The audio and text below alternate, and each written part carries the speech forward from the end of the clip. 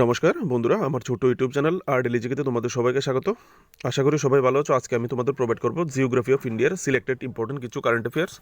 Sorry friends, নমস্কার বন্ধুরা, আমার ছোট্ট ইউটিউব চ্যানেল আরডিলিজিকে তোমাদের সবাইকে স্বাগত। আজকে আমি তোমাদের প্রোভাইড করবো জিওগ্রাফি অফ ইন্ডিয়ার কিছু গুরুত্বপূর্ণ এমসিকিউ, 700+ এমসিকিউ সিরিজের আরও কিছু গুরুত্বপূর্ণ এমসিকিউ যেগুলি প্রিভিয়াস ইয়ারে আলাদা আলাদা কম্পিটিটিভ এক্সামে জিজ্ঞেস করা হয়েছিল। বন্ধুরা, প্রথম কোশ্চেনটা 74 নম্বর, এর আগে আমি 73টা কোশ্চেন আলাদা আলাদা ভিডিওতে আলোচনা করেছি, তার প্লেলিস্ট আমার চ্যানেলে দেওয়া আছে, তোমরা গিয়ে দেখতে পারো। ঠিক আছে, কোশ্চেনগুলি ভালো লাগলে অবশ্যই লাইক করবে, কমেন্টে জানাবে ভিডিও ভালো লেগেছে কিনা, আরও তোমাদের এরকমের কোশ্চেন চাই কিনা অবশ্যই জানাবে। প্রথম question, which rock system in India is the latest one? এখানে যে ভারতের যে শিলা ব্যবস্থা, ফাতর রক সিস্টেম, যেটা কোনটা সর্বশেষতম? ইউপিপিএসসি উত্তরপ্রদেশ পাবলিক সার্ভিস কমিশনের 2016-তে এই কোশ্চেনটা জিজ্ঞেস করা হয়েছিল। আনসারটা হবে গোন্ডওয়ানা যে রক সিস্টেম আছে সেটা হচ্ছে সর্বশেষতম latest rock system of India. ভারতের যে কয়লা যে বের করা হয়, কয়লার এই 98%ই এই গোন্ডওয়ানা রক সিস্টেমের মধ্যে পাওয়া যায়। ঠিক আছে, এখান থেকে কোথায় করে বের করা হয়। আর এই গোন্ডওয়ানা রক সিস্টেমকে কার্বনিফেরাস পিরিয়ড সিস্টেমও বলা হয়ে থাকে বা দ্রাবিডিয়ান সিস্টেমও বলা হয়ে থাকে। আর গোন্ডওয়ানা রক সিস্টেমের নামটা দেওয়া হয়েছে গোন্ড যে ট্রাইব আছে, গোন্ড ট্রাইবের নাম অনুসারে। তেলেঙ্গানা, অন্ধ্রপ্রদেশ, তামিলনাড়ুর দিকে গোন্ড যে ট্রাইবস পাওয়া যায় তাদের নাম অনুসারে। আর এই গোন্ডওয়ানা রক সিস্টেমের যে ফরমেশন হয়েছিল, গঠিত হয়েছিল মাত্র 250 মিলিয়ন বছর আগে। ঠিক আছে, এখান থেকে তোমরা দেখতে পারো। Iron or, copper, uranium and antimony, এই সমস্ত যে মিনারেলসগুলি আছে এখানে প্রচুর পাওয়া যায় উপাদানগুলি এই রক সিস্টেমে। Next question, what is the number of states and union territory in India? ভারতে কয়টা মোট রাজ্য আছে এবং ইউনিয়ন টেরিটরি আছে? কোশ্চেনটা জিজ্ঞেস করেছিল EPFO, employee provident fund exam 2016-তে। ওই সময় আনসার ছিল অপশান সি, 29টা স্টেট, 60টা ইউনিয়ন টেরিটরি। কিন্তু এখন চেঞ্জ হয়ে গেছে কারণ জম্মু কাশ্মীরকে ভেঙে দেওয়া হয়েছে।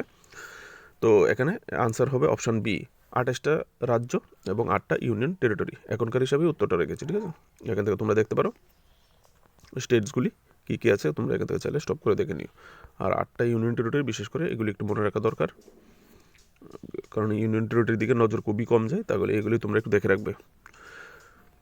দাদর এন্ড নগর হাভেলি আগে আর দমন এন্ড দিউ আগে আলাদা ছিল, এই দুটোকে একত্রিত করে দেওয়া হয়েছে আজকে 3-4 বছর আগে। ঠিক আছে, এক্সাক্ট ডেটটা আমার মনে নেই, না হলে বলে দিতাম।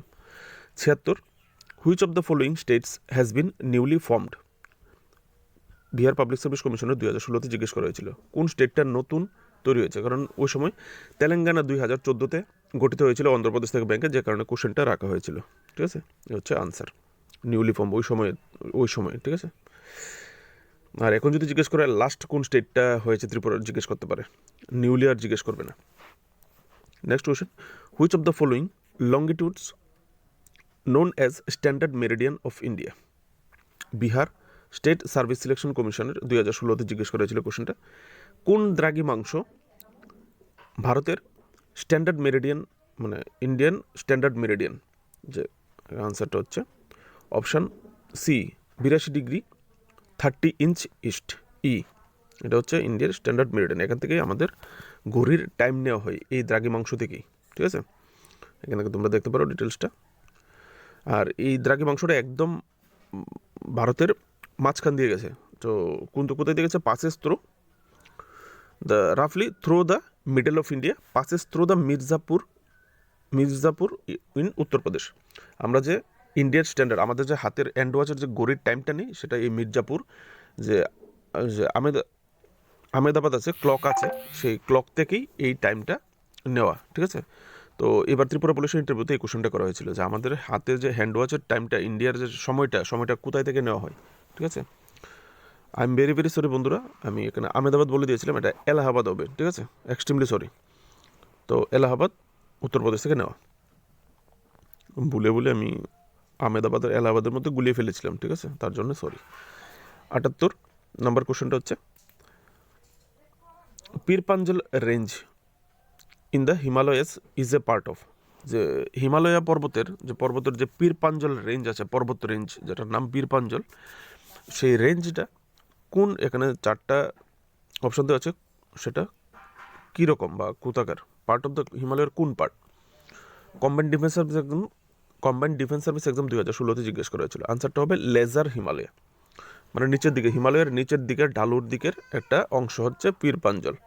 এখান থেকে তোমরা পীর পাঞ্জল রিলেটেড ডিটেলস দেওয়া আছে, এগুলি দেখে নেবে যারা বিশেষ করে কম্পিটিটিভ এক্সাম দাও, টিসিএস টিপিএস টিপিএসসির, এগুলি একটু ভালো করে পয়েন্টসগুলি দেখে নেবে। পীর পাঞ্জল রেঞ্জের মধ্যে কী কী আসে, পীর পাঞ্জল রেঞ্জ কোথায় থেকে কোথায় বিস্তৃত, কারণ এটা একটা ইম্পর্টেন্ট রেঞ্জ, এখান থেকে অনেক এমসিকিউ করা হয়ে থাকে। Next question, which one of the following islands is of volcanic origin? Combined defence service exam 2016-তে জিজ্ঞেস করা হয়েছে এখানে যে 4টা আইল্যান্ডস দেওয়া আছে, এখানে কোন আইল্যান্ডসটা ভলকানিক অরিজিন মানে আগ্নেয়গিরির উৎসের?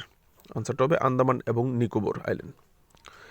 আর এখান থেকে একটা হলুদ, দেখো আমি ইয়েলো কালার দিয়ে পয়েন্ট আউট করে দিয়েছি, বারেন আইল্যান্ড, আন্দামান নিকোবরের বারেন আইল্যান্ড একটা, এটা নিয়ে কোশ্চেন করা হয়ে থাকে, মানে আন্দামান নিকোবরের কোন আইল্যান্ড অগ্নুৎপাত করে থাকে, ঠিক আছে, ভলকানিক ইরিপশন হয়ে থাকে, সেটা হচ্ছে বারেন আইল্যান্ড।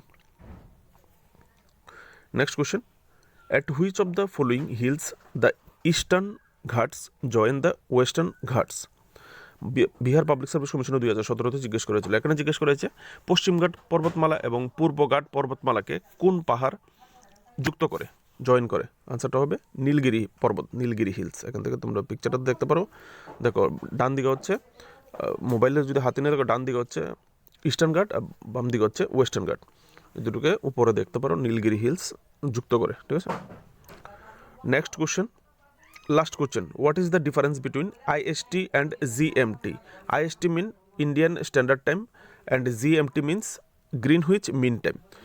আমরা যে ঘড়ির টাইমের যে অন্তর, বিশেষ করে ইউরোপ এবং ইন্ডিয়ার মধ্যে, সেই টাইমটাই এখানে জিজ্ঞেস করা যায়। কোশ্চেনটা জিজ্ঞেস করে ঝাড়খণ্ড পাবলিক সার্ভিস কমিশনের 2011-তে। ব্যবধানটা হবে বন্ধুরা 5 ঘন্টা 30 মিনিটের। বন্ধুরা তোমরা এখান থেকে দেখতে পারো ডিটেলসটা। সরি ফ্রেন্ডস, বাইরে থেকে একটু আওয়াজ আসছিল, আমি একটু ডিস্ট্রাক্ট হয়েছিলাম। এখানে তোমরা দেখতে পারো গ্রিন হাউস মিন টাইম, যেটা লন্ডনের যে ওয়াচ টাইম, গ্রিনহুইচ লন্ডনে যেটা অবস্থিত, সেখান থেকে তারা ওই টাইমটা নেয়, ওই টাইমটার সঙ্গে আমাদের ইন্ডিয়ান স্ট্যান্ডার্ড টাইমের যে ডিফারেন্স, সেটাই জিজ্ঞেস করা হয়েছিল। বন্ধুরা আজকের জন্য এটুকু। কোশ্চেনগুলি ভালো লাগলে অবশ্যই কমেন্ট সেকশনে জানাবে, আর এই ধরনের তোমরা কোশ্চেন চাও কি না অবশ্যই সেটাও জানাবে। ভালো লাগলে লাইক শেয়ার করবে। আর তোমরা যদি daily current affairs, Tripura current affairs, national international current affairs জন্য প্লে লিস্ট বানানো আছে, তোমরা গিয়ে দেখতে পারো। ভালো থাকবে সবাই, নমস্কার।